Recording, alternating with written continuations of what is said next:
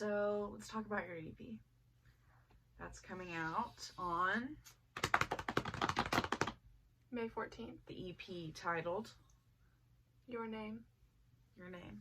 Spelled Y-N. Y/N. Y/N. I will also be getting that tattooed on my body. I will as well.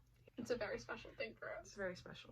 It's interesting, we talk about the name YN as being really special to us because we grew up, Leanna and I both grew up in fandoms as being kids who were involved a lot in fan fiction and the whole universe shebang. of standing people. So you get involved a lot with the identification of YN.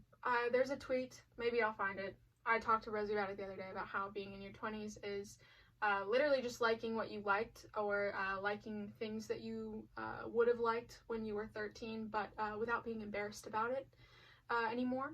And no shame. No shame, absolutely none. Me being 13, it was One Direction, and now it's anime. And I got into music. My introduction to music, being in the music industry, was writing a headcanon song. So because that was such like a pivotal part of Your origin story. My origin story. Yeah. Villain or hero, we haven't decided yet. Pending villain / hero origin story. It kind of made sense to name it something related. Also, somebody commented, like way before I had even planned an EP, that I should call whatever my first album is, which, you know, I'm not doing an album first, but whatever my first body of work was, I should name it YN. And I read it and I couldn't stop thinking about it for like a week.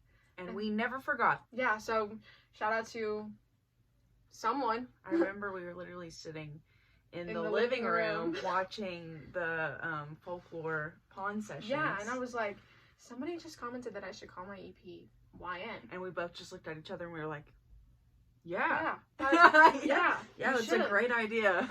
And fan fiction especially, like, growing up was something that I found a lot of community in. Fandoms in general were something I found community in, but like even like more niche pockets of certain fandoms by reading the same fan fiction as other people and imagining yourself as YN. And so a lot of the songs that I wrote have like this secondary character that is literally just supposed to be like a self-insert kind of thing, especially in Strawberry Mentos and Burnt Out, because those two were like specifically written about characters. And so YN is supposed to be like a character of its own that's not necessarily me, but could definitely be me if I wanted it to be. And I hope like when people listen, especially to those two, but the whole thing in general, that they can imagine themselves as this sort of like secondary character. Which were the easiest and hardest songs on the EP to write for you? Okay, well, there's different ways we can answer that question, right? So, easiest in terms of like emotionally easiest songs to write was definitely Strawberry Mentos. Also, that was just like the first one, so I was like the most excited about that. It's not a heavy song by any means. It's not meant to be, at the very least. There's nothing under it than just a light song that I wanted people to enjoy and imagine themselves in the way that I did. In that regard, that one was the easiest to write because it didn't take a lot of like emotional digging to get to like a place where I was vulnerable enough to like write what I felt. I don't think I've said it yet, but I've never been in like a real relationship that was like defined like, oh, we're together, you know, or in any sort of like romantic anything with anyone that went beyond just like talking or situationship. It's just all been talk. I just been talking. All they do is yap. Talk. No one wants to post up. No one wants to kiss me though. Yeah. That's not true. So whenever I was writing Strawberry Mentos, it was just like what I wanted my first kiss to be like. I thought, you know, like, I'm gonna be fucking awful at it, so why don't I write a narrative where I'm not and where it's not? But if we're talking about ones that came out the easiest, it was definitely Redacted, because that was like a sort of just like a rambling train of thought, train of consciousness. I'm not like that there wasn't things that I cut or anything, but a lot of like my first and original thoughts like on it was what I wrote, and I never changed it. So it's very, very raw in that way. So it was the easiest to write because it was the fastest. that it happened. But it was also, I would say Redacted was definitely like the hardest one to write as well, because it was something that was like a very pressing matter in the moment, that I was like trying to deal with these feelings of like, I don't know if I like you, and to be honest with you, like I don't really want to, because that's going to complicate my life a lot, and it's probably going to complicate yours. And so as I was like writing it, it just seemed like this very like, I gotta figure it out right now. I gotta figure it out right now, because it's not just me that's trying to figure it out. It's like also like this person is waiting for an answer. They weren't, but it felt very like I need to give them this like yes or no. Emotionally was definitely the hardest, and I think it was the only one that when I was writing it I like cried. Yikes. That song did take a lot out of you. Yeah. I mean, you were there. I was there the whole time. There the whole time. It was very disturbing. Which song are you most proud of? Okay. I would say because Which song?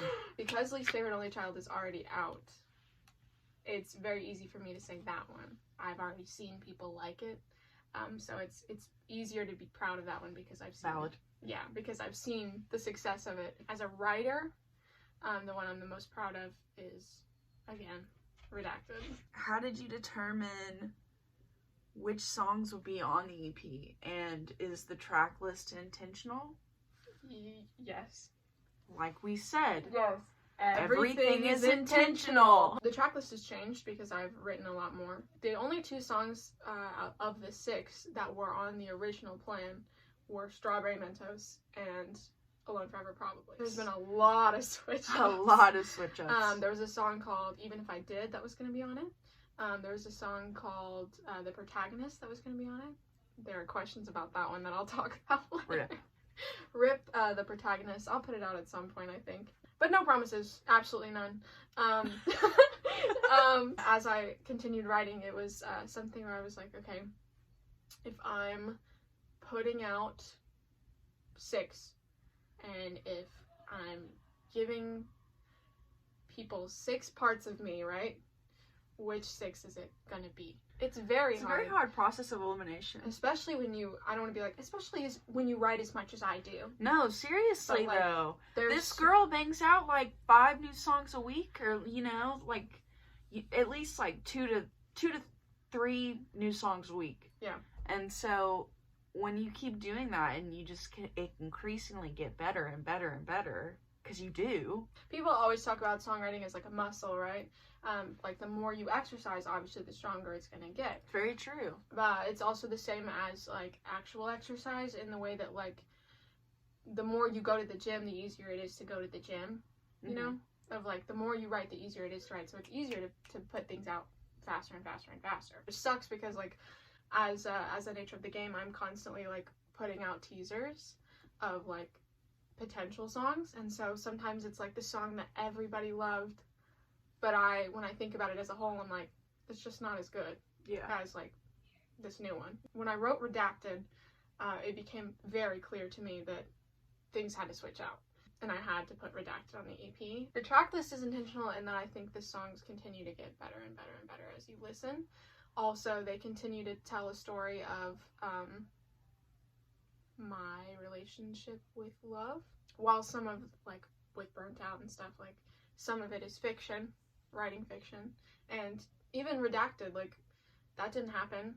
It's what I thought might happen, but it's not what happened. They're all lies. They're all lies. I'm a liar, so. Also, ending on, like, Alone Forever and Redacted as a duo was the most intentional part of the EP, because it was like, okay, Alone Forever is why I think I'm alone, and then Redacted is like why I'm actually alone. The reality. I also think it could serve as like a testament to like YN as a character. Yeah. You know, if you are YN. Yeah. In my own narrative, yeah. We were taught what love is. It's like what we learned through fan fiction and stuff. It's very light and non-complicated and not messy. This thing that you can capture in a bottle and keep for the rest of your life, and then you get to Redacted and it's like, and then we grow up. You realize that maybe liking somebody maybe isn't enough. Yeah. And maybe you don't actually like that person. Maybe you just don't like yourself. The last line of the whole EP is, and yet I'm alone. It was like foreshadowing in my head of being like, and yet, even no matter how this works out, right, I'm still alone at the end of the day. interview. That was great. That was great, Leanna. Very uplifting. Uh-huh. We're gonna leave on that. We're gonna leave on that one.